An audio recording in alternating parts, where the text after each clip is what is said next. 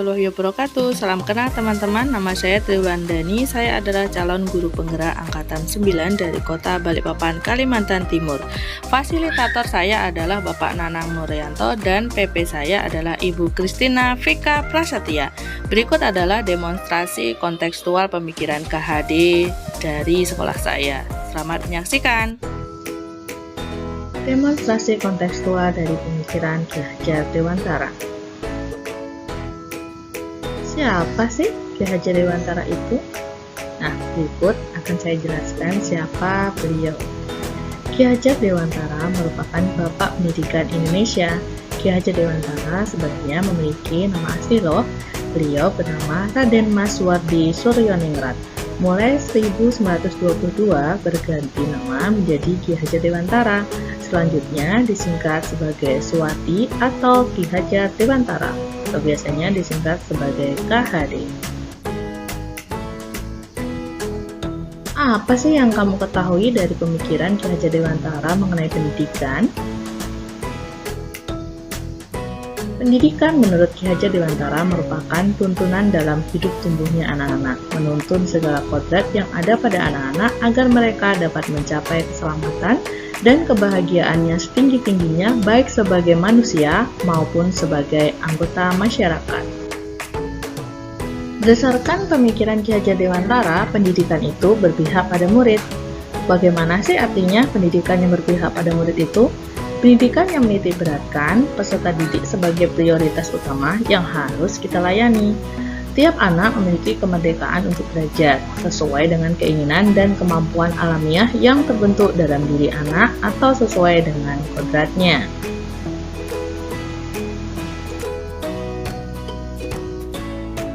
Terus, sebagai pendidik, apa ya tugas kita?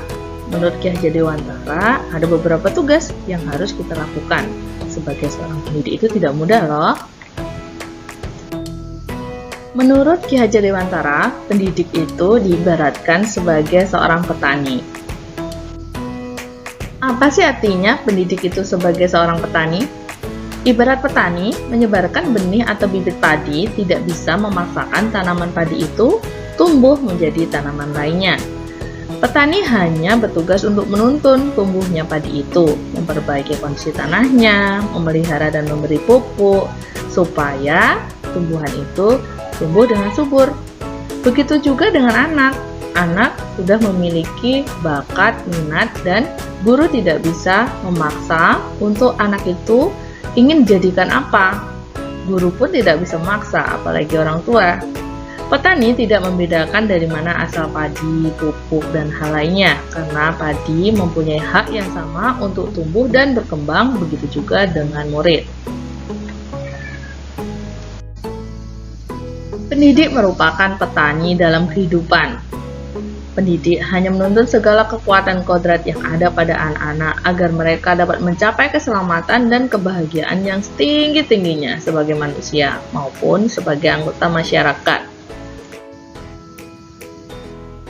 Nah, selain pendidikan berpihak pada siswa dan pendidik sebagai petani, adakah pemikiran KHD lagi yang perlu kita ketahui? Ternyata ada banyak loh.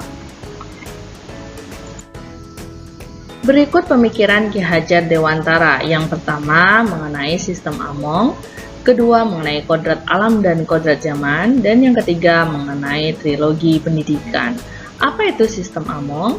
Sistem Among adalah sebuah sistem yang memberikan kebebasan kepada siswa untuk belajar mengenai sesuatu yang baik berdasarkan pengalamannya sendiri, namun tetap berada dalam pengawasan guru. Kemudian apa itu kodrat alam dan kodrat zaman?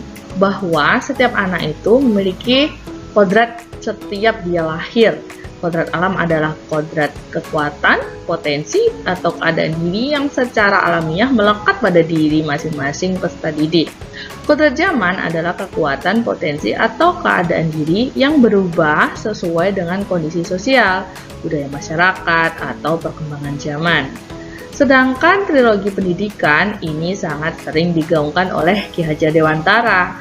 Apa saja? Yang pertama, Ing Ngarso Sungtulodo, Ing Madyo Mangunkarso, dan yang ketiga adalah Tutwuri Handayani. Apa itu Ing Ngarso Sungtulodo? Ing ngaso sung tulodo adalah sebuah semboyan bahwa seorang pendidik harus memberikan sebuah tauladan atau contoh. Ing madya mangon karso bahwa seorang pendidik harus mampu memberikan semangat kepada anak didiknya. Dan Tutwuri Handayani sebagai seorang pendidik, kita harus mampu memberikan dorongan dan motivasi kepada anak didik kita. Ternyata tidak hanya 3 tersebut pemikiran Ki Hajar Dewantara, ada beberapa lagi. Yang pertama yaitu pendidikan menghamba pada anak. Dan yang kedua, bermain adalah kodrat anak. Dan yang ketiga adalah anak bukan kertas kosong.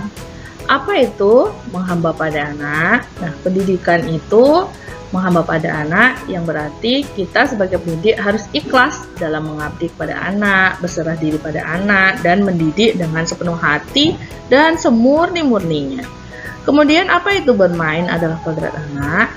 Dalam hal ini pendidik harus memahami bahwa kodrat anak adalah bermain, sehingga dalam pembelajaran bisa diintegrasikan antara bermain untuk belajar. Dan yang ketiga, anak bukan kertas kosong. Apa sih artinya? Atau biasa kita sebut dengan teori tabula rasa. Anak bukan kertas kosong yang bisa digambar sesuai keinginan orang dewasa. Anak lahir dengan kekuatan kodrat yang masih samar-samar. Dan tugas kita sebagai seorang pendidik adalah menebalkannya. Begitu banyak pemikiran Ki Hajar Dewantara mengharuskan pendidik mampu mengimplementasikan dari pemikiran atau ide-ide dari gagasan pemikiran Ki Hajar Dewantara. Nah, sekarang bagaimana cara kita dalam mewujudkan dan menerapkan ide atau gagasan pemikiran Ki Hajar Dewantara tersebut secara nyata di sekolah? Baik, berikut akan saya paparkan mengenai penerapan pemikiran Ki Hajar Dewantara. Pendidikan yang berpihak pada anak di SD saya, yaitu di SDN 023 Balikpapan Utara. Berikut adalah SD kami, SDN 023 Balikpapan Utara. Berikut kegiatan-kegiatan sekolah yang berhubungan dengan pendidikan berpihak pada anak. Salah satunya mengadakan kegiatan penanaman budi pekerti pada siswa, yaitu kegiatan nonton bareng film P5 yang di dalamnya terdapat karakter-karakter profil Pancasila. Kemudian kegiatan dengan bekerjasama komunitas dongeng anak di Kota Balikpapan. Kemudian ada kegiatan agama dan kegiatan donasi tumbuhan, kegiatan upacara rutin, serta budaya 5S yang selalu dilaksanakan di SDN 023 Balikpapan Utara. Untuk selanjutnya kegiatan-kegiatan yang ada di dalam kelas. Nah, untuk menyiptakan kegiatan pendidikan yang berpihak pada anak, maka dalam pembelajaran beberapa guru melakukan pembelajaran berbasis proyek yang mengarahkan anak untuk berpikir kreatif dan inovatif. Salah satunya menggunakan media labbook untuk pembelajaran. Siswa di sini dituntut untuk membuat proyek tersebut sampai selesai. Nah, dari sini akan terlihat bagaimana kekreatifan dan inovasi yang dilakukan oleh siswa beserta pendidiknya. Kegiatan selanjutnya yaitu kegiatan memberikan kemerdekaan belajar pada anak sesuai kodratnya. Yang pertama, dalam pembelajaran guru mengajak siswa belajar di luar kelas, kemudian memberikan reward usai pembelajaran, dan memberikan kesempatan anak untuk mengenal lingkungan luar. Selanjutnya, memberi kesempatan anak untuk bertukar pendapat, berdiskusi, dan kerjasama. Kemudian memberikan kesempatan siswa untuk menulis puisi, serta guru menyediakan pojok permainan di dalam kelas. Kodratnya anak kan suka bermain ya, jadi meskipun anak-anak kami sudah kelas 6, kebetulan saya mengampu kelas 6, sehingga tetap saja saya menyediakan pojok permainan ini untuk memberikan kesempatan mereka bermain pada saat istirahat. Implementasi berikutnya yaitu menerapkan pembelajaran berdiferensiasi dan memanfaatkan teknologi pendidikan. Salah satunya yaitu mengadakan pembelajaran dengan memanfaatkan media digital, proyektor, Chromebook, dan HP siswa untuk mengakses ilmu pendidikan dan juga mengakses pembelajaran yang mereka belum ketahui. Nah, pada kegiatan ini mereka akan antusias sekali dan mereka akan kerja kelompok, kerjasama dengan teman-temannya tanpa perbedaan. Dengan memanfaatkan teknologi digital, membantu guru juga untuk menyampaikan ilmu dengan lebih mudah.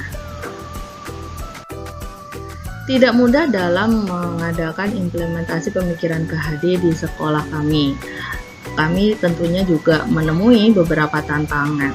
Nah, apa saja tantangan yang saya hadapi pada saat menerapkan pemikiran KHD mengenai pembelajaran yang berpihak pada anak? Berikut tantangannya.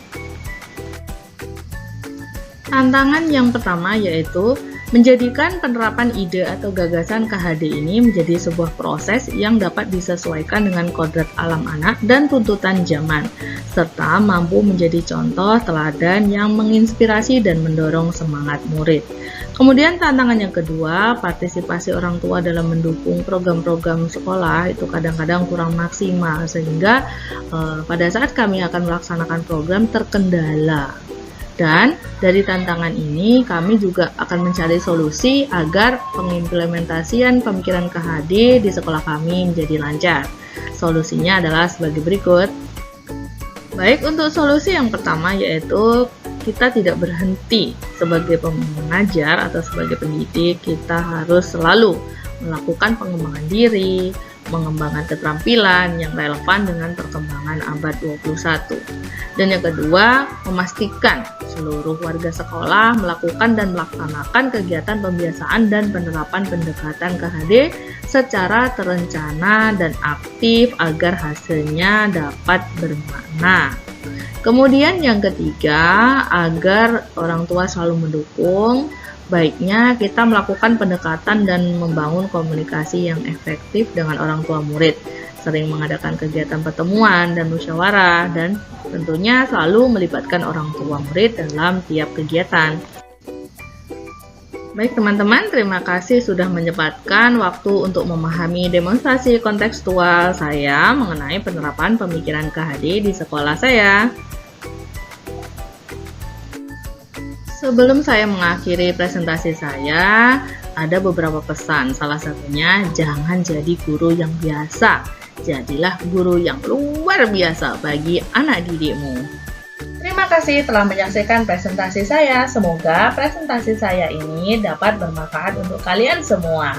Salam guru penggerak, tergerak, bergerak, dan menggerakkan. Wassalamualaikum warahmatullahi wabarakatuh.